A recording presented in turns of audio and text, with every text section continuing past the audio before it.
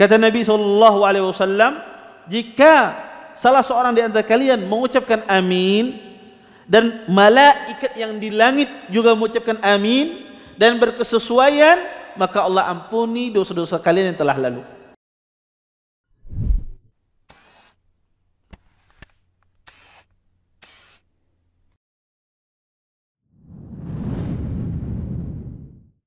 Assalamualaikum warahmatullahi wabarakatuh.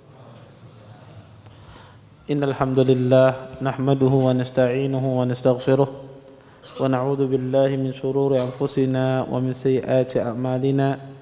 May yahdihillahu fala mudilla lahu wa may yudlil fala hadiya lahu. Asyhadu an la ilaha illallah wahdahu la syarika lahu wa asyhadu anna Muhammadan abduhu wa rasuluh. فإن أصدق الحديث كتاب الله وخير الهدي هدي محمد صلى الله عليه وسلم وشر الأمور محدثاتها وكل محدثة في الدين بدعة وكل بدعة ضلالة وكل ضلالة في النار. أما بعد. Bapak-bapak, ibu-ibu, ikhwan dan akhwat yang senantiasa dimuliakan oleh Allah Subhanahu wa taala. Alhamdulillah, segala puji bagi Allah Subhanahu wa taala dengan limpah nikmat yang begitu besar, di antaranya nikmat iman, nikmat Islam, nikmat kesehatan, sehingga kita dimudahkan oleh Allah Subhanahu wa taala untuk melangkahkan kaki kita, meluangkan waktu kita bisa berhadir di majlis ilmu. Mudah-mudahan apa yang kita cari, apa yang kita pelajari pada malam hari ini mendatangkan keberkahan dari Allah Subhanahu wa taala, dan kita bisa mengambil manfaat dari apa yang akan disampaikan nantinya. Bapak, Ibu, ikhwan dan akhwat yang dimuliakan oleh Allah Subhanahu wa taala, kita lanjutkan kajian kita tentang syarah kitab Al-Muwatta.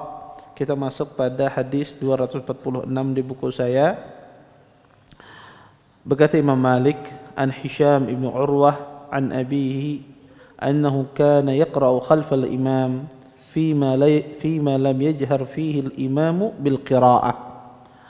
Dari Hisham ibn Urwah, dari bapaknya, beliau mengatakan sesungguhnya bapaknya itu Urwah bin Zubair membaca di belakang imam jika seandainya imam tersebut tidak mengeraskan bacaannya. Kemudian Imam Malik meriwayatkan lagi riwayat, kata beliau, an Ibn Shihab annahu kana yaqra'u khalfal imam fima lam yadhhar fihi al-imamu bil qira'ah. Berkata Imam Malik, sesungguhnya Az-Zuhri itu Ibn Shihab, beliau membaca di belakang imam jika seandainya imam tersebut tidak mengeraskan bacaannya. Berkata lagi Imam Malik, an Yazid ibn Ruman anna Nafi' ibn Jubair kana yaqra'u khalfal imam fima lam yadhhar fihi al-imamu bil qira'ah. Qala Malik wa dhalika ahabbu ma sami'tu ilai. Kata Imam Malik dari Yazid ibn Ruman, sesungguhnya Nafi' ibn Jubair, beliau membaca di belakang imam ketika sang imam tersebut tidak mengeraskan bacaannya, dan ini yang paling saya senangi, kata Imam Malik, saya mendengar darinya. Kemudian Imam Malik juga menukil pendapat tabi'in, tabi'in yang lain. Kata beliau, an Yahya ibn Sa'id wa Rabi'ah ibn Abi Abdurrahman an Al-Qasim ibn Muhammad annahu kana yaqra'u khalfal imam fima lam yadhhar fihi al-imamu bil qira'ah. Kata Imam Malik, sesungguhnya Yahya ibn Sa'id dan Rabi'ah ibn Abi Abdurrahman dan Qasim ibn Muhammad, sesungguhnya beliau membaca di belakang imam ketika imam itu tidak mengeraskan bacaannya. Bapak, Ibu, ikhwan dan akhwat yang dimuliakan oleh Allah Subhanahu wa taala, di sini Imam Malik rahimahullahu taala membawakan 4 asar atau 4 perkataan di kalangan tabi'in dan di kalangan atba'ut tabi'in, bahwasanya di antaranya adalah Urwah bin Zubair. Beliau ketika salat di belakang imam, kata Imam Malik, beliau membaca Al-Fatihah ketika imam tersebut salatnya sirriyah, tidak dikeraskan. Artinya ketika dikeraskan berarti beliau tidak membaca. Dan hal yang senada juga dinukil dari Zuhri, Imam Az-Zuhri, bahwasanya beliau ketika imamnya tidak mengeraskan bacaannya, beliau membaca Al-Fatihah. Ketika imam tersebut mengeraskan bacaannya, mafhumnya beliau tidak membaca surah Al-Fatihah di belakang imam. Hal juga yang serupa terjadi pada Nafi' bin Jubair dan Qasim bin Muhammad. Dan permasalahan ini sudah pernah kita singgung tentang masalah di belakang imam itu kita membaca Al-Fatihah apa tidak. Dan kita katakan ini adalah khilaf yang sangat kuat di kalangan para ulama, dan khilafnya tidak akan pernah selesai. Tetapi ya perlu diingat ya, ada perkataan yang sangat indah ya. Saya akan nukil perkataannya sehingga orang yang membaca di belakang imam Al-Fatihah tenang hatinya, yang tidak membaca di belakang imam pun juga tenang hatinya. Ya. Ya, saya akan nukil dua perkataan ini sehingga ya, karena sering sekali saya ditemui jamaah ustadz, kadang mendengar ceramah pian rasa mantap membaca Al-Fatihah, pas mendengar yang lain kadang mantap lagi. Ya, kadang ada orang demikian ya, berubah-ubah, dan itulah ilmu. Ya, itulah ilmu ya, orang semacam-macam. Maka saya akan menukil ya, sehingga orang yang baik itu yang membaca atau tidak membaca mendapatkan ketenangan di hatinya insyaallah. Berkata Imam Ibn Abdul Bar dan berkata Ibn Hibban rahimahumullah ta'ala, kata beliau bahwasanya membaca di belakang imam la tubtilus salah. Orang yang mengeraskan bacaannya di belakang imam, maksudnya makmum, itu tidak membatalkan salat. Beliau menukil ijma' Imam Ibn Abdul Bar dan Ibn Hibban. Beliau menukil ijma' bahwasanya orang yang membaca Al-Fatihah di belakang imam tidak membatalkan salatnya. Artinya ulama sepakat ya, tidak mengapa kalau seandainya dia membaca, tidak membatalkan salatnya. Kemudian Imam Ahmad rahimahullahu taala, ada nukilan juga yang sangat indah, kata Imam Ahmad, ma sami'na ahadan min ahli Islam yaqul innal imam idza jahara fil Quran la tuzzi salata man khalfahu idza lam yaqra. Kata Imam Ahmad, kami tidak pernah mendengar satu orang pun dari umat Islam, dari ulama Islam yang mengatakan jika seandainya imam itu mengeraskan bacaannya maka tidak sah sholat di belakangnya kalau seandainya tidak membaca. Kata Imam Ahmad, tidak ada ulama yang mengatakan kalau seandainya ada orang sholat di belakang imam kemudian dia tidak membaca Al-Fatihah karena berkeyakinan tidak wajib, maka kata Imam Ahmad sholatnya sah.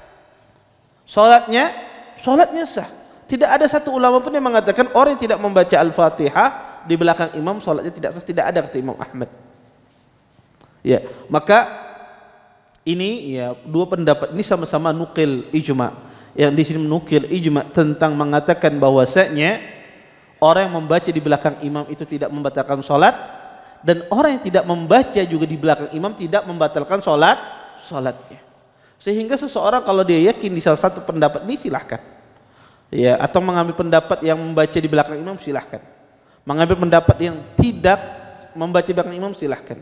Kedua-duanya para ulama sepakat tidak membatalkan sholatnya sah ya di hadapan Allah subhanahu wa ta'ala. Taib. Kemudian kita lanjutkan. Berkata Imam Malik, ma jaa fi tarqil qiraa'ah khalfal imam, bab meninggalkan bacaan di belakang imam. Berkata Imam Malik, an Ibn Shihab, an Ibn Uqaymah al-Laythi, an Abi Hurairah radhiyallahu ta'ala anhu, anna Rasulullah sallallahu alaihi wasallam insarafa min salatin jahara fiha bil qiraa'ah, faqala hal qara'a ma'i ahadun minkum anifa? فقال رجل نعم يا رسول الله. فقال رسول الله صلى الله عليه وسلم إني أقول ما لأنازع القرآن. قال فانتهى الناس عن القراءة مع رسول الله صلى الله عليه وسلم فيما يجهر فيه رسول الله صلى الله عليه وسلم بالقراءة من الصلاة حين سمعوا ذلك من رسول الله صلى الله عليه وسلم. Dari Ibn Shihab, dari Ibn Uqaymah al-Laythi, dari Abu Hurairah, sesungguhnya Rasulullah SAW ketika beliau selesai dari solatnya, ketika pada saat itu Nabi mengeraskan bacaannya, ketika selesai dari solat tersebut, Nabi berkata, adakah salah satu di antara kalian tadi membaca bersamaku? Kemudian salah seorang sahabat mengatakan, iya wahai Rasulullah. Kemudian kata Nabi, ya sesungguhnya saya berkata, janganlah aku diganggu dengan bacaan Qur'anku. Kata Nabi SAW, fantahan nas anil qira'ah. Maka manusia pun berhenti dari membaca Al-Quran di belakang Rasulullah SAW ketika Nabi mengeraskan bacaannya ketika menjadi imam. Ketika mendengar perkataan ini dari Rasulullah SAW.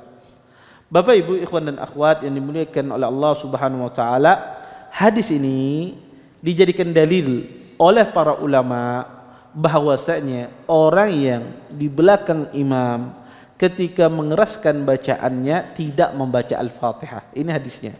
Ini yang jadi dalil patokan sebagian ulama yang mengatakan tidak membaca Al-Fatihah ketika imam itu mengeraskan bacaannya. Dalilnya ini. Kenapa? Karena Nabi terganggu ketika ada seorang sahabat mengeraskan bacaannya di belakang Nabi SAW. Maka pada saat itu ya disebutkan di sini orang-orang berhenti, para sahabat berhenti membaca di belakang Rasulullah SAW ketika sholat itu jahar, ketika sholat itu dikeraskan bacaannya. Tetapi muskilahnya hadis ini, permasalahan di dalam hadis ini adalah perkataan fantahan nasu anil qiraah ma'a Rasulillah. Maka manusia pun berhenti dari membaca. Ini bukan perkataan Abu Hurairah. Tapi perkataan siapa? Ahlul ilm khilaf. Sebagian rawi mengatakan ini adalah perkataan Zuhri. Sebagian lagi mengatakan ini adalah perkataan Ibnu Uqaimah Al-Laitsi. Ya, sehingga perkataan ini disebut dengan mudraj. Mudraj itu adalah perkataan rawi dimasukkan di dalam hadis. Jadi bukan perkataan Nabi tetapi perkataan seorang rawi tetapi dia sisipkan di dalam hadis. Biasanya mudraj ini dalam ilmu hadis untuk menafsirkan apa yang disebutkan di dalam hadis tersebut. Maka disisipkan perkataannya untuk menafsirkan perkataan Nabi. Sebahagian rawi hadis itu kadang-kadang dia tidak teliti, tidak ngeh. Dia kira itu hadis Nabi, padahal bukan hadis Rasulullah SAW. Dia riwayatkan, sehingga orang menganggapnya itu adalah hadis Nabi. Padahal itu bukan hadis Nabi SAW, tapi perkataan seorang rawi di dalam hadis. Di dalam hadis ini, fantahan nasu anil qiraah ma'a Rasulillah SAW. Ini bukan perkataan Abu Hurairah. Tetapi ulama khilaf yang kuat adalah apakah itu perkataan Ibnu Uqaimah ataukah perkataan Zuhri. Wallahu ta'ala alam, zahirnya perkataan ini adalah perkataan Zuhri. Ini adalah perkataan Imam Az-Zuhri. Sehingga kalau ini dikatakan perkataan Imam Zuhri, maka ini tidak menunjukkan dalil tidak wajib membaca Al-Fatihah. Kenapa? Karena teguran Nabi, mali unazul Quran.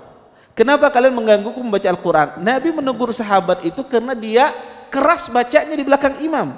Bukan dia sekedar membaca, tetapi bacaannya keras di belakang imam, yang bacaannya itu terdengar oleh imam, makanya ditegur oleh Rasulullah SAW.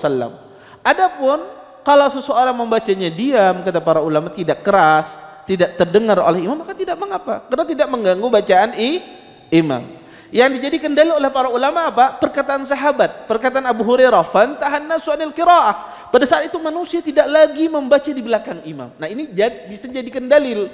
Kalau seandainya ini adalah perkataan Abu Hurairah, bisa dijadikan dalil tidak membaca di belakang imam. Tetapi sayangnya perkataan ini bukan perkataan Abu Hurairah, tetapi perkataan Zuhri. Ya, perkataan Imam Zuhri. Sehingga tidak bisa dijadikan dalil. Taib.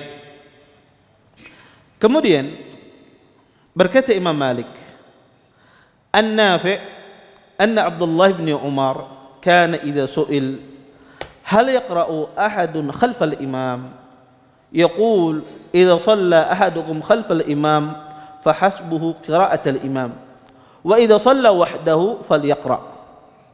Qal wa kana Abdullah bin Umar la yaqra'u khalfal imam. Berkata Imam Malik, sesungguhnya Abdullah bin Umar, beliau ketika ditanya apakah seseorang membaca di belakang imam, kemudian kata Abdullah bin Umar, Jika salah satu di antara kalian sholat di belakang imam, maka cukup bacaan imam itu sendiri. Dan jika dia sholat sendiri, maka hendaklah dia membaca Al-Fatihah. Kemudian berkata lagi Nafi, sesungguhnya Abdullah bin Umar, beliau tidak membaca Al-Fatihah di belakang imam. Di sini Imam Malik rahimahullahu taala menukil perkataan Abdullah bin Umar bahwasanya Abdullah bin Umar beliau tidak membaca Al-Fatihah di belakang imam. Tetapi subhanallah, ada riwayat yang lain pula yang menunjukkan bahwasanya Abdullah bin Umar membaca Al-Fatihah di belakang imam.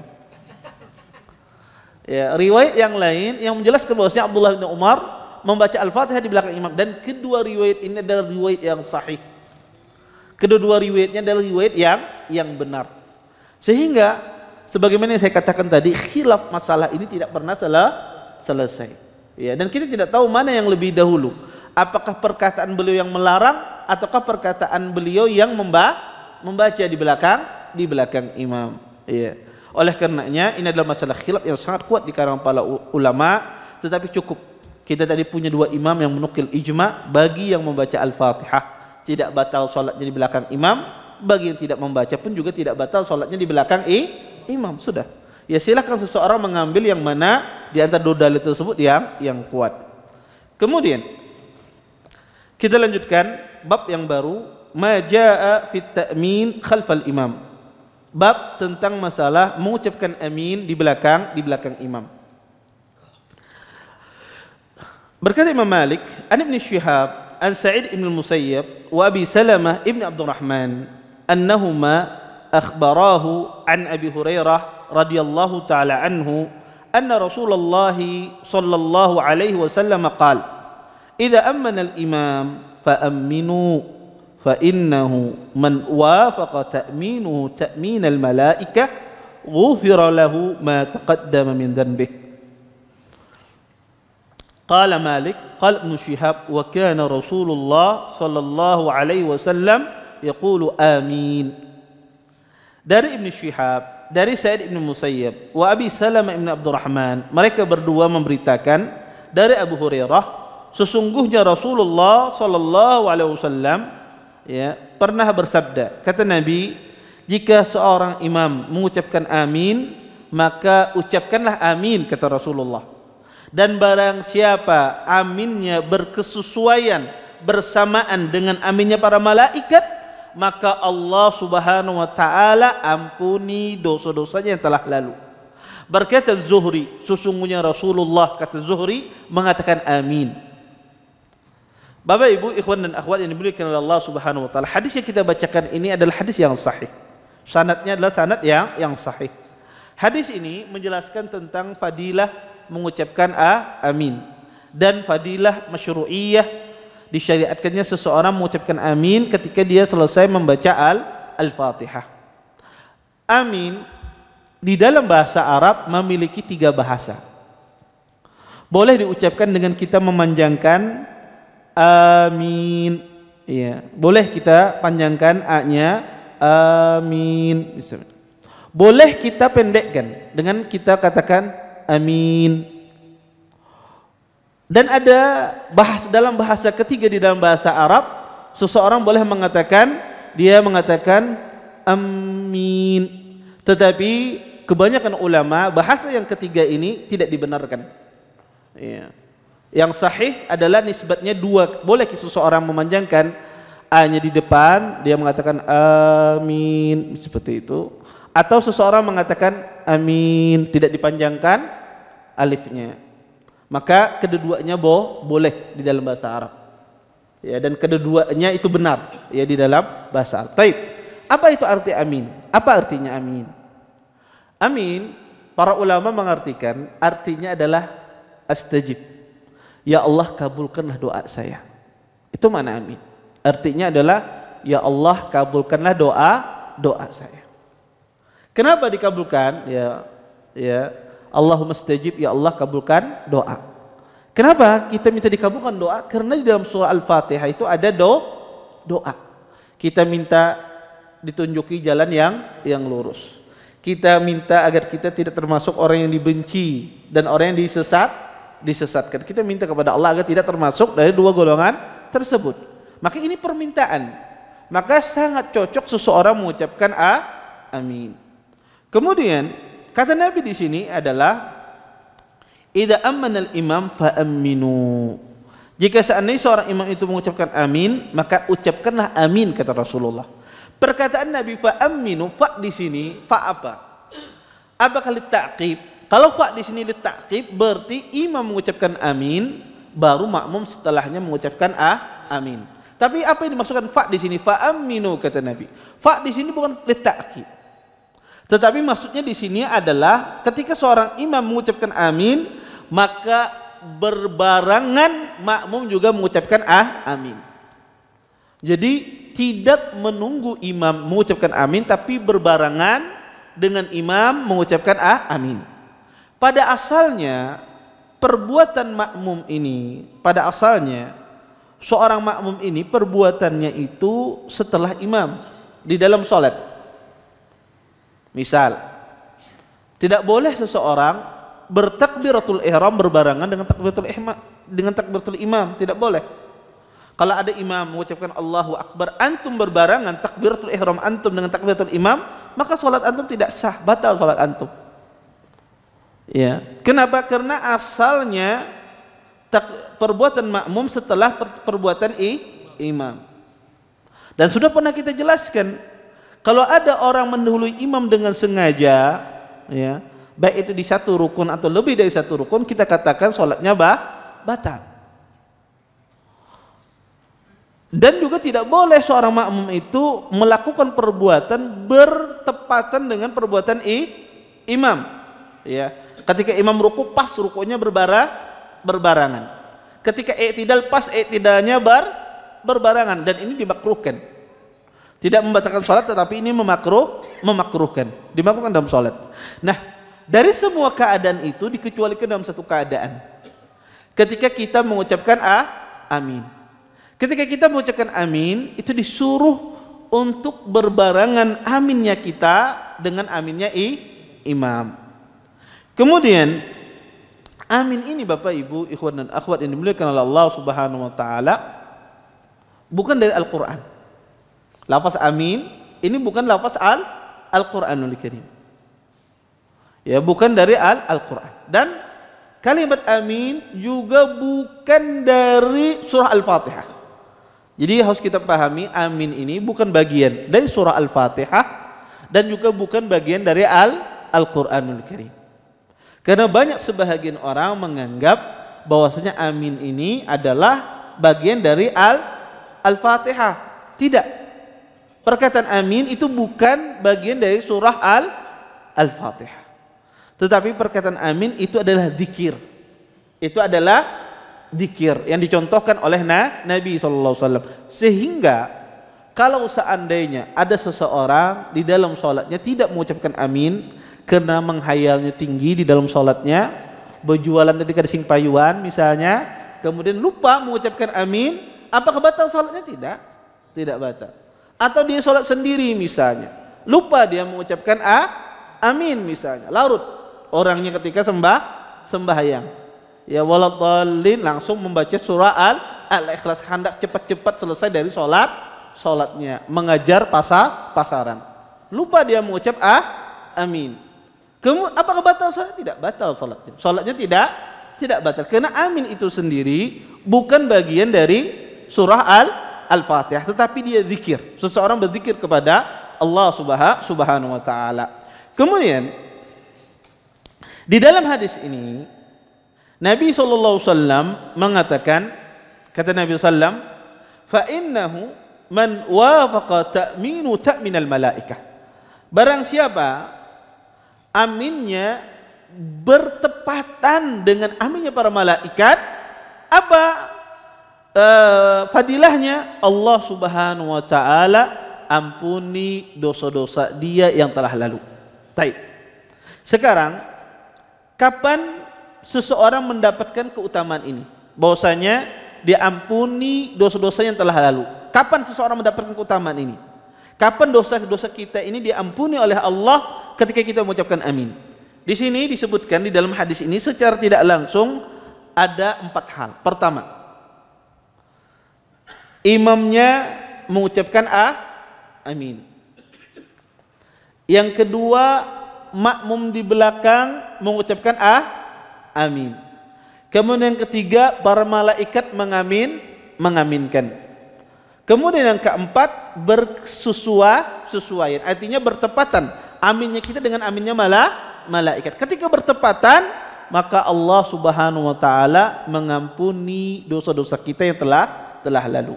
Maka kata para ulama, 4 syarat ini. Pertama, imamnya mengucapkan amin. Makmum juga mengucapkan amin. Kemudian para malaikat juga mengucapkan amin dan bertepatan dengan aminnya para malaikat. Taib. Siapa yang malaikat yang dimaksudkan di sini? Malaikat siapa yang dimaksudkan di sini?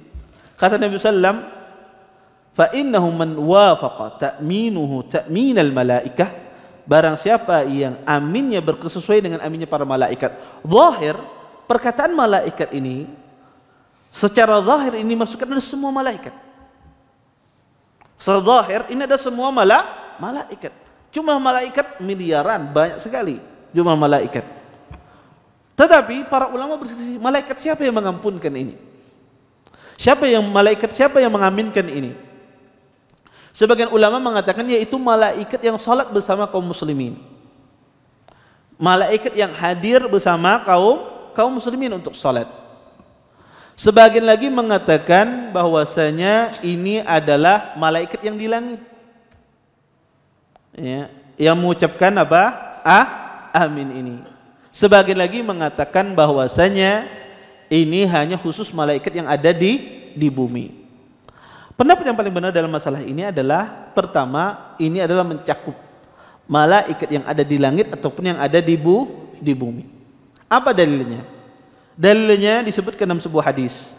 Nabi SAW pernah bersabda, kata beliau, "Idza qala ahadukum wa qalatil malaik, idza qala ahadukum amin wa qalatil malaikah fis sama wa qalatil malaikatu fis sama amin fawafaqat ihdahuma al-ukhra faghufir lahu ma taqaddama min dhanbih." Kata Nabi SAW, jika salah seorang di antara kalian mengucapkan amin dan malaikat yang di langit juga mengucapkan amin dan berkesesuaian, maka Allah ampuni dosa-dosa kalian yang telah lalu. Maka ini menunjukkan bahwasanya malaikat di sini tidak hanya malaikat yang hadir di waktu salat, tetapi juga malaikat yang ada di langit. Tetapi apakah semua malaikat, ya, apakah semua malaikat mengucapkan amin ketika seorang mengucapkan amin? Jawabannya tidak. Jawabannya tidak. Tidak mengharuskan perkataan malaikat ini semua malaikat, tetapi malaikat yang di langit dan malaikat yang di bumi juga mengucapkan amin. Kemudian kita lanjutkan, berkata Imam Malik, an Sumay maula Abi Bakar ibn Abdurrahman an Abi Salih As-Samman an Abi Hurairah anna Rasulullah sallallahu alaihi wasallam qala idza qala al-imam غير المغضوب عليهم ولا الضالين فقولوا آمين فإنه من وافق قوله قول الملائكة غفر له ما تقدم من ذنبه. Berkata Imam Malik dari Sumay maula Abi Bakar ibn Abdurrahman, dari Abi Salih As-Samman, dari Abu Hurairah, sesungguhnya Rasulullah SAW bersabda, jika imam mengatakan ghairil maghdubi alaihim waladdallin, maka katakanlah amin. Dan barang siapa, kata Nabi, yang perkataannya bertepatan dengan perkataan malaikat, maka Allah Subhanahu wa taala ampuni dosanya yang telah lalu. Bapak Ibu, ikhwan dan akhwat yang dimuliakan oleh Allah Subhanahu wa taala. Pertama, ketika mengucapkan amin ini, tentu yang mengucapkan amin ini tidak hanya makmum, tetapi juga imam. Makanya dalam sebagian riwayat, idza qala al-imamu amin, artinya jika imam itu mengucapkan amin, baru kalian mengucapkan amin. Sehingga Yang benar adalah imam juga mengucapkan amin. Karena ada sebahagian orang menganggap bahwasanya bukan imam yang mengucapkan amin, tetapi adalah makmum, sehingga imamnya tidak mengucapkan amin. Ini keliru. Imam juga mengucapkan amin. Kemudian bagaimana hukumnya kalau seandainya imamnya tidak mengucapkan amin? Sidin lagi pisah lawan bini Sidin jadi imam. Kemudian ya, setelah membaca ghairil maghdubi alaihim waladdallin, kadang membaca amin. Di sholat maghrib misalnya, di sholat isya, kadang membaca amin. Makmum apa? Apa yang harus dilakukan makmum? Berdiamankah? Apa menyebut subhanallah menegur imam, apa seperti apa? Dan kita tahu bahwasanya amin itu sunnah. Seorang imam meninggalkan sunnah tidak boleh ditegur. Ya, dia tidak ditegur, ya. Taib. Terus apa yang harus dilakukan? Kalau seandainya imamnya kadang mau mengucapkan amin, ya. Sidin kadang mau. Apa yang harus dilakukan oleh makmum? Maka jika imam tidak mengucapkan amin, maka makmumnya mengucapkan amin. Ya, makmumnya mengucapkan amin, ya. Maka kalau imam itu meninggalkan sunnatul qauliyah, maka boleh makmum mengerjakannya. Ya, boleh makmum mengerjakannya, dan ini tidak dianggap dia menyelisih imam karena dia meninggalkan sesuatu yang disyariatkan. Maka boleh makmum mengucapkan amin walaupun imamnya tidak mengucapkan amin. Dan ini tidak melanggar hadis Nabi, innama ju'ilal imamu liyu'tamma bihi. Sesungguhnya imam itu dijadikan untuk diikuti. Yang diikuti ini adalah perbuatannya. Adapun qaul, perkataannya, ketika dia tidak mengucapkan amin, maka kita mengucapkan amin. Taib. Kalau sebaliknya, Ustaz, Sidin ini sembahyang asar, tetapi Sidin ini larut. Ketika sembahyang asar dikeraskan aminnya, padahal fatihahnya pelan, tapi pas amin dikeraskan. Taib. Didengar oleh makmum. Makmum mengeraskan juga ke amin tersebut. Sedangkan di dalam hadis bahwasanya jika imam mengucapkan amin, maka apa? Kata Nabi, fa aminu.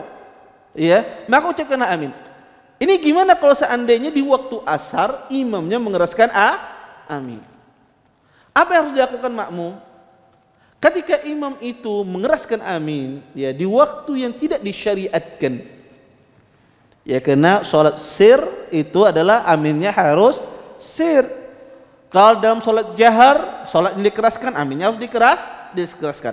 Di sini imam dia melakukan perbuatan yang tidak disyariatkan. Apa yang harus dilakukan makmum? Maka makmum tidak perlu mengucapkan amin. Karena tidak perlu mengikuti imam di sesuatu yang tidak disyariatkan. Dari sesuatu yang tidak disyariatkan. Kemudian, bagaimana amin ini untuk orang yang sholat sendiri? Apakah orang yang sholat sendiri itu boleh dia mengeraskan bacaan aminnya? Misalnya, pian di sholat zuhur, boleh tidak Ustaz anak keraskan bacaan amin anak? Atau anak sholat maghrib sendirian, boleh tidak saya keraskan bacaan amin saya? Atau saya di sholat tahajud misalnya, boleh tidak saya keraskan bacaan amin saya? Ya, taib. Jawabannya adalah mengucapkan amin ini harus mengikuti bacaan. Kalau bacaannya pelan, tidak dikeraskan, maka antum juga tidak mengeraskan baca amin antum. Tetapi kalau bacaannya jahar dikeraskan, maka aminnya juga harus dikeraskan. Jangan bacaannya pelan, aminnya aja sing nyaringan. Ya. Maka kalau bacaannya pelan, dia tidak keras, maka aminnya pun juga tidak dikeraskan.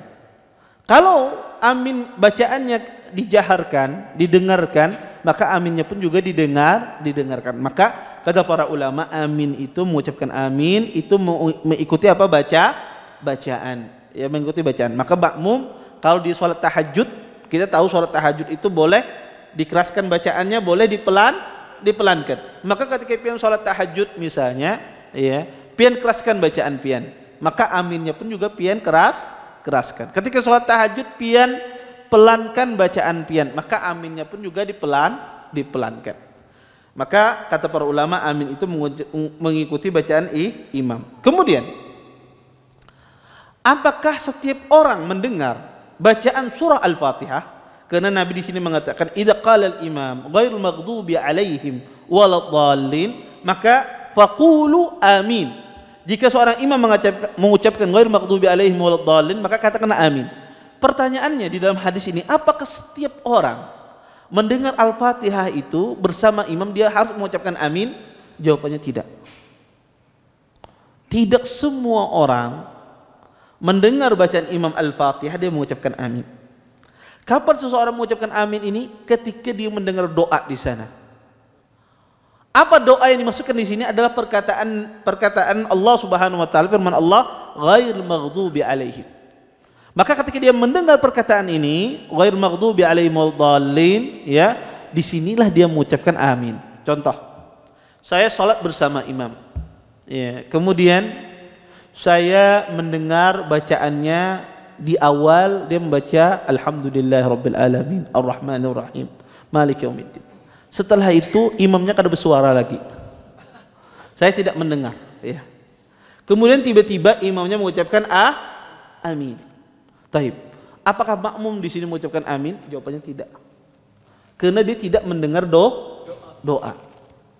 Amin itu diucapkan karena dia Karena arti amin itu sendiri adalah kita meminta kepada Allah agar dikabulkan doa kita. Ketika kita tidak mendengar perkataan seorang imam ghairil maghdubi alaihim waladdallin, maka seorang makmum dia tidak mengucapkan amin. Dia tidak mengucapkan amin. Ya, karena amin itu diucapkan ketika seseorang mendengar doa permohonan. Makanya dalam hadis ini kata Nabi, idza qala al-imam ghairil maghdubi alaihim waladdallin, barulah kalian katakan amin. Ya. Maka ini penting, ya, maka sehingga tidak semua orang itu mengucapkan amin ketika mendengar Al-Fatihah. Kapan dia mengucapkan amin? Ketika dia mendengar adanya doa, yaitu ghairul maghdubi alaihim. Kemudian, kapan amin ini sudah hilang, tidak ada lagi waktu kita mengucapkan amin?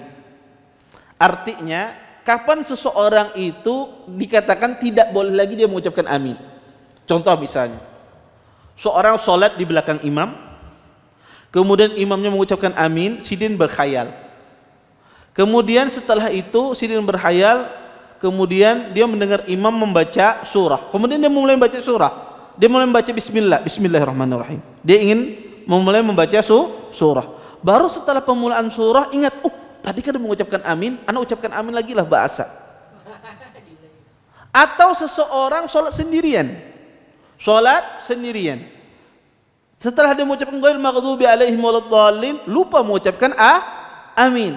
Kemudian dia memulai membaca surah bismillahirrahmanirrahim, inna atainakal kautsar misalnya. Baru setelah itu dia ingat, tadi kan ingat mengucapkan amin. Apakah diulang dia mengucap aminnya ataukah tidak? Maka kata para ulama, amin itu tidak boleh lagi seseorang mengucapkan amin kalau seorang itu sudah mulai membaca surah.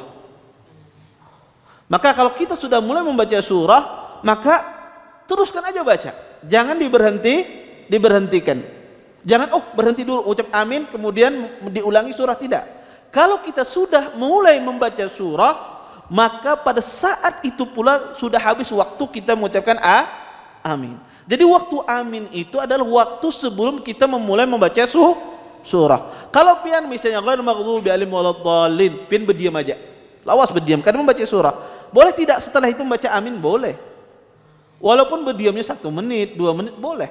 Selama dia tidak berpindah kepada surah. Kalau dia berpindah kepada surah, maka hilang kesempatan dia mengucapkan amin tersebut. Kemudian kata para ulama, Ustadz, boleh tidak diqadha amin ini? Iya. Ya, saya lupa mengucapkan amin, boleh tidak saya qadha? Ya. Amin ini. Maka jawabannya tidak ada mengqadha. Tidak ada mengqadha amin. Kalau nanti Ustadz pas di rakaat keduanya aminnya 2 kali ulun. Ya, maka tidak ada mengqadha. Orang ketinggalan amin dan batasannya itu ketika berpindah ke rakaat berikutnya, maka tidak ada istilah mengqadha amin tersebut, ya. Maka tidak diperkenankan. Maka ini batasan terakhir kapan seseorang membaca amin. Kemudian kita lanjutkan hadisnya. Kata Nabi sallam, ghufira lahu ma taqaddama min dhanbihi, maka diampuni dosa-dosa yang telah lalu. Dosa-dosa apa yang diampuni? Para ulama mengatakan bahwasanya dosa-dosa yang diampuni ini adalah dosa-dosa kecil. Adapun dosa-dosa besar harus seseorang bertaubat. Maka dosa besar harus bertaubat. Adapun yang dimasukkan di sini adalah dosa-dosa kecil. Tetapi Imam Nawawi rahimahullahu taala berkata, kalau seandainya dosa-dosa kecil orang itu sudah diampuni oleh Allah, tidak ada lagi dosa-dosa besar, tidak ada lagi kecuali dosa-dosa besar, maka kata beliau bisa jadi fadilah-fadilah yang mengatakan dosa-dosanya diampuni itu dosa-dosa kecil, itu berpindah kepada dosa-dosa besar yang diampuni. Ketika seseorang itu tidak memiliki lagi dosa-dosa kecil. Kita lanjutkan pada hadis berikutnya. Berkata Imam Malik rahimahullahu taala, an Abi Zinad anil A'raj an Abi Hurairah radhiyallahu taala anhu, anna Rasulullah sallallahu alaihi wasallam qala, idza qala ahadukum amin wa qalat al malaikatu fis sama amin fawafaqat ihdahuma al ukhra ghufir lahu ma taqaddama min dhanbihi. Dari Abi Zinad, dari A'raj, dari Abi Hurairah radhiyallahu taala anhu, sesungguhnya Rasulullah sallallahu alaihi wasallam bersabda, jika salah seorang di antara kalian mengucapkan amin dan para malaikat di langit pun mengucapkan amin, kemudian aminnya bertepatan dengan aminnya para malaikat, maka Allah Subhanahu wa taala mengampuni dosa-dosanya yang telah lalu. Hadis ini hadis yang sahih. Dan hadis ini mempertegas bahwasanya sebagaimana kita katakan, malaikat di sini bukan malaikat yang ada di bumi saja, tetapi malaikat yang di langit pun juga mengucapkan amin. Dari mana saja berkesesuaian dengan aminnya para malaikat, maka Allah Subhanahu wa taala ampuni dosa-dosa kita. Maka dalil ini dalil yang sangat kuat mengatakan bahwasanya amin di sini, malaikat yang mengaminkan di sini tidak hanya malaikat yang di bumi tetapi juga di langit. Baik, kita lanjutkan satu hadis lagi ya. Satu hadis lagi masalah amin ini. Setelah itu kita tutup. Berkata Imam Malik, an Sumay maula Abi Bakar Ibn Abdurrahman, an Abi Salih As-Samman, an Abi Hurairah anna Rasulullah sallallahu alaihi wasallam qala, idza qala al-imam sami Allahu liman hamidah faqulu Allahumma rabbana walakal hamd. فإنه من وافق قوله قول الملائكة غفر له ما تقدم من ذنبه. Dari Sumay maula Abi Bakar Ibn Abdurrahman, dari Abi Salih As-Samman, dari Abi Hurairah, sesungguhnya Rasulullah SAW mengatakan, jika seorang imam mengucapkan sami Allah liman hamidah, maka katakanlah Allahumma rabbana walakal hamd. Boleh kita mengatakan Rabbana lakal hamd, boleh juga kita mengatakan Rabbana walakal hamd, boleh kita mengatakan Allahumma Rabbana lakal hamd, boleh juga kita mengatakan Allahumma Rabbana walakal hamd.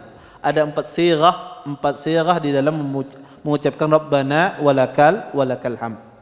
Kata Nabi SAW, barang siapa yang sesuai perkataannya dengan perkataan malaikat, maka Allah ampuni dosa-dosanya yang telah lalu. Maka Allah ampuni dosa-dosanya yang telah lalu. Ini juga menjelaskan hal yang sama, bahwasanya seseorang kalau bersesuaian aminnya dengan aminnya malaikat, maka Allah Subhanahu wa taala ampuni dosa-dosanya yang telah lalu. Mungkin ini saja yang dapat saya sampaikan, mudah-mudahan bermanfaat. Sebelum saya tutup, mungkin kita jawab beberapa pertanyaan. Kalau ada yang bertanya silahkan. Ya, fadhal. Bagaimana cara mengetahui kita ini bertepatan dengan malaikat, Ustaz? Baca aminnya atau alhamdulillah? Baik. Bagaimana caranya bertepatan dengan para malaikat? Caranya adalah seseorang mengucapkan amin berbarengan dengan aminnya imam. Maka para malaikat itu aminnya berbarengan dengan aminnya imam. Maka amin kita kalau berbarengan dengan aminnya imam, insya Allah berkesesuaian dengan aminnya para malaikat. Wallahu taala a'lam. Baik.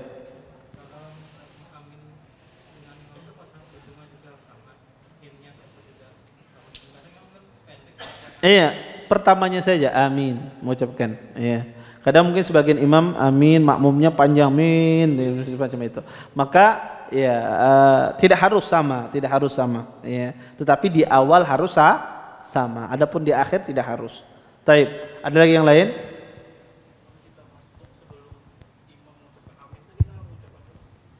Iya. Pakai mikrofon biar didengar. Bila kita masbuk sebelum imam mengucapkan amin, kita belum takbir tuh mengucapkan amin juga Ustaz. Kita masbuk sebelum imam mengucapkan amin.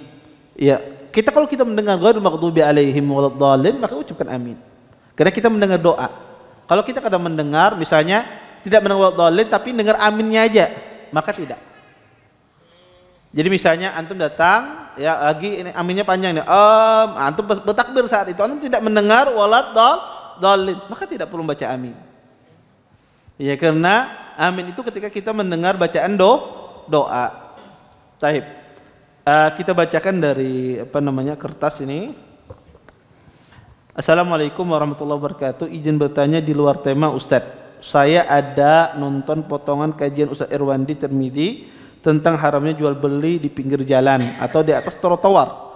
Haram hukumnya bagi yang menjual atau membeli. Yang saya ingin tanyakan bagaimana hukumnya membeli di mana, di pemurus, di paras pemurus di tempat saya yang di pasar pemurus yang pasarnya di sepanjang jalan pemurus itu Ustadz. Apakah juga haram Ustadz? Pertama, jual beli di trotoar itu haram kalau tidak boleh kalau seandainya ada aturan pemerintah yang melarang. Kalau aturan pemerintah melarang maka tidak boleh.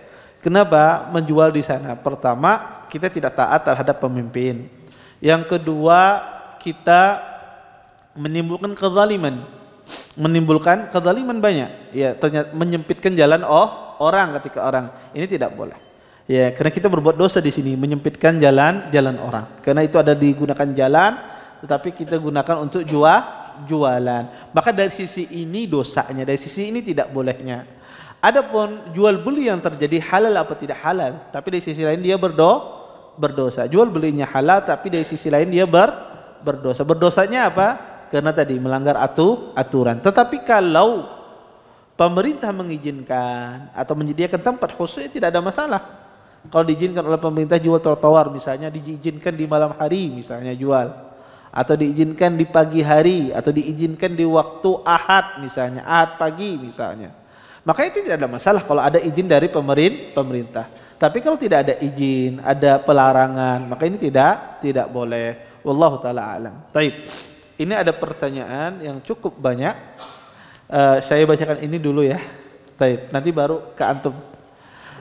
Mencukupkan zikir pagi dengan membaca zikir berikut. Subhanallah bihamdih adada khalqih wa ridha nafsih wa zinata arsyih wa midada kalimatih sebanyak 3 kali. Apakah dapat menggantikan zikir pagi secara keseluruhan? Jika hal di atas dapat menggantikan, apakah ada juga untuk zikir petang? Tidak bisa ya, karena zikir pagi itu ada banyak sekali ya, ragam zikir pagi. Maka ini di antara bagian zikir pagi, tetapi dia tidak menggantikan semua zikir yang banyak ya. Maka tidak cukup dengan hanya zikir ini saja. Ya, maka dibaca zikir pagi tersebut sebagaimana yang dijelaskan oleh Rasulullah sallallahu alaihi wasallam, membaca surah Al-Ikhlas ya. Kemudian membaca qul a'udzu birabbil falaq, membaca qul a'udzu binnas 3 kali ya. Kemudian dia beristighfar, mengucapkan la ilaha illallah, maka banyak ya zikir-zikir pagi. Maka tidak cukup dengan hanya mengucapkan subhanallah bihamdi adada khalqih, tidak cukup. Taib. Assalamualaikum, apa hukum bermakmum dengan imam yang sebelum membaca amin membaca rabbighfirli wa liwalidayya kemudian tambah amin ya rabbal alamin? Apakah boleh? Maka bermakmum dengan imam yang sebelum membaca amin itu kalau ditanyakan sah apa tidak salatnya, insyaallah sah saja. Tetapi imam ini keliru ketika dia mengucapkan rabbighfirli wa liwalidayya sebelum mengucapkan amin. Kemudian dia mengatakan amin ya rabbal alamin, juga tidak benar. Karena amin itu zikir, maka kita harus mendatangkan sesuai dengan apa yang dicontohkan oleh Nabi SAW. Adapun di luar itu, di luar sholat, kalau ada seseorang misalnya mengucapkan, dia mengucapkan imamnya mengatakan, dia berdoa misalnya, dia mengatakan amin ya rabbal alamin, tidak ada masalah. Tapi di dalam sholat, ketika kita selesai membaca Al-Fatihah, maka kita harus mendatangkan sesuai dengan apa yang dicontohkan oleh Rasulullah. Kita mengucapkan amin. Di luar ini, anda misalnya mengucap, ada imam berdoa, Anda aminkan, amin ya rabbal alamin, amin ya rabbal alamin, tidak ada masalah. Ya, tetapi ketika membaca Al-Fatihah dan semisalnya, maka harus kita mengucapkan amin. Maka kalau ditanya di belakang imam ini sah apa tidak, sah saja. Tetapi yang dilakukan imam ini tidak benar, menyelisih sunnah Nabi SAW. Taib. Izin bertanya Ustaz, insya Allah tahun ini kami berangkat haji plus amin. Setelah 2 tahun tertunda. Posisi ulun istri sedang hamil 8 bulan. Setelah 17 tahun menunggu. Kalau misalnya suami ulun aja yang berangkat dan ulun ditunda, suami ulun setelah itu langsung daftar lagi supaya dapat menjadi mahram ulun biar ulun berangkat haji. Bagaimana Ustaz, mohon nasihatnya. Jika seandainya pian kada kau berangkat haji karena hamil, maka ini udzur syar'i.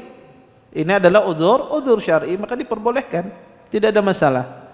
Tapi kalau seandainya Anda bisa berangkat haji dengan fisik demikian, atau sudah melahirkan, kemudian misalnya anaknya bisa ditinggal, misalnya sudah usianya 6 bulan, 7 bulan misalnya, anaknya bisa ditinggal, maka ya berangkat haji. Tapi kalau seandainya tidak bisa berangkat haji karena hamilnya besar, atau karena anaknya masih kecil, ya usianya 3 bulan, 4 bulan, tidak bisa ditinggalkan, maka ini udzur syar'i, maka boleh Anda menunda keberangkatan haji Anda. Berarti di sini Anda tidak memiliki kemampuan untuk berangkat, ya, tidak memiliki kemampuan untuk berangkat. Taib. Mohon nasihatnya Ustadz, untuk saya yang hanya duduk di majelis ilmu seperti ini, dalam mengambil khilafnya para ulama, apakah harus dipilih salah satu atau boleh juga diamalkan pendapat yang lain? Kalau seandainya pertama menanggapi khilaf, kita menanggapi khilaf para ulama itu, pertama ya, sikap seorang muslim kalau ada khilaf di kalangan para ulama, tidak boleh dia menjatuhkan atau menghina salah satu dari perkataan tersebut. Selama itu khilaf, tidak boleh dia katakan apa ini kada bujur, ya. Maka tidak boleh, dia harus memuliakan perkataan ulama tersebut walaupun berbeda. Ini yang pertama, harus dimuliakan. Kemudian yang kedua, sikap kita menghadapi khilaf, kita mengambil pendapat yang paling kuat di antara 2 pendapat yang ada, bukan mengambil pendapat yang cocok lawan ana yang mana, yang sesuai. Oh, kalau ini kayaknya bagus nih pendapatnya, halal sesuai dengan bisnis ana. Kalau ini haram kada sesuai. Iya, maka tidak demikian. Tapi cari pendapat yang apa? Yang berdasarkan dalil, yang kita yakini pendapat itu kuat, bukan berkaitan dengan apa hawa nafsu kita.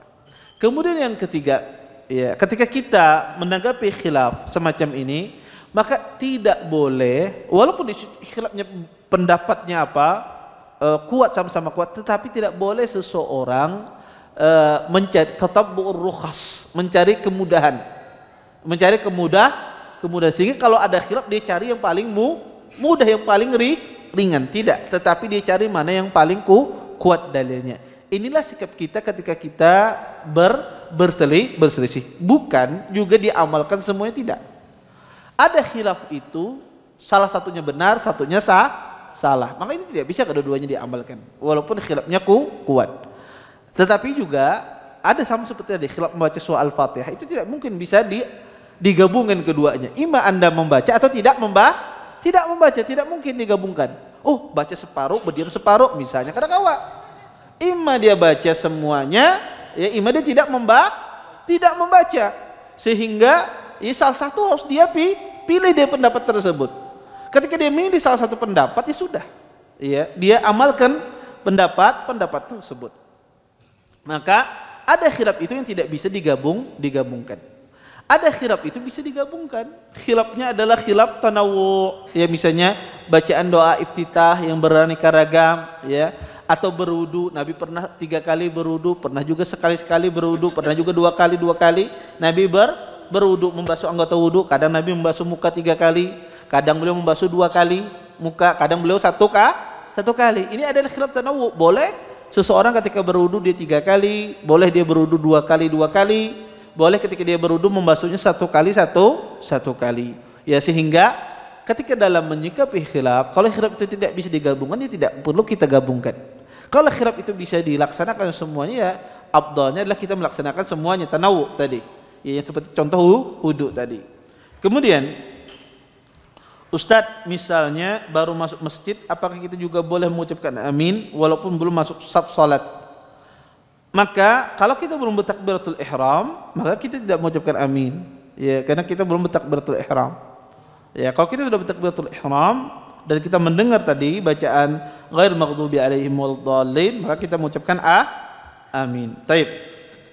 Ahsanallahu ilaikum ya Ustaz, izin bertanya, apakah makmum akhwat juga disyariatkan mengucapkan amin? Apakah boleh mengucapkan dengan suara atau hanya dengan isyarat bibir? Boleh dengan suara kalau dia bermakmum dengan suara, tapi tidak dikeraskan, cukup dengan bagian mereka saja yang mendengar, ya. Ya. Kemudian ya boleh dengan suara, tapi maksudnya ini tidak keras, cukup dia saja mendengar. Tidak sekedar isyarat, ya. Kemudian assalamualaikum, afwan izin Ustadz, mohon bisa disampaikan ke kami oleh Ustadz saat mengikuti sidang fatwa Al-Irsyad kemarin, jazakallahu khair. Kadang bawa oleh-oleh saya.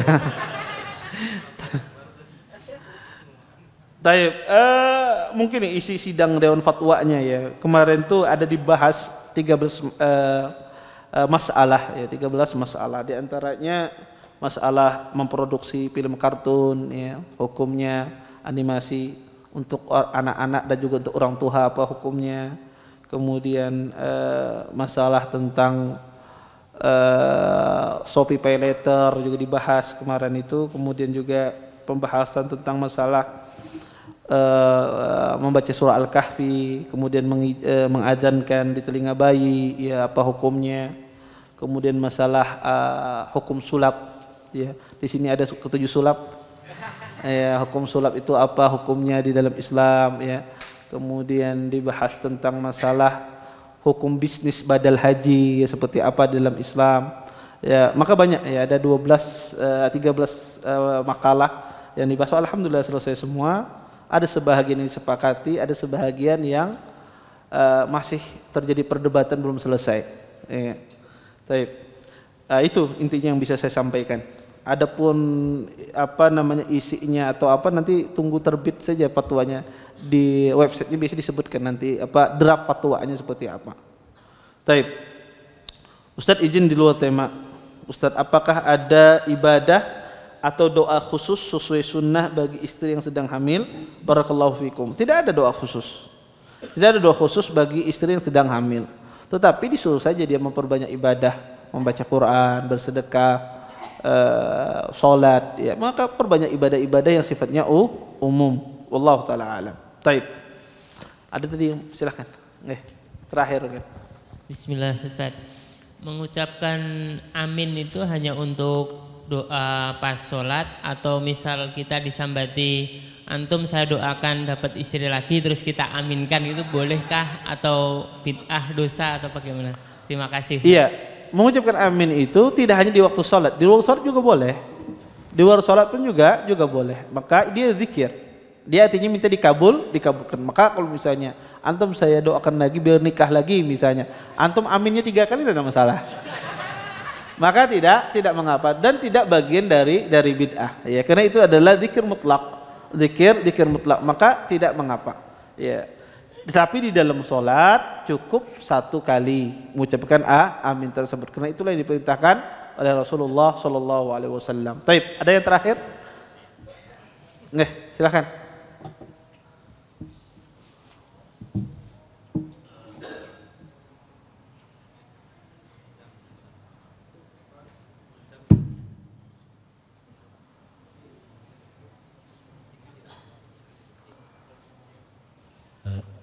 Ini Ustaz, untuk perkataan amin tadi kan yang kita bahas setelah di waktu sholat ya Ustaz ya, setelah Al-Fatihah. Kalau di luar sholat gimana Ustaz? Kalau kita mendengar orang membaca surah Al-Fatihah ketika selesai waladdallin, apakah kita ikut mengucapkan amin atau gimana?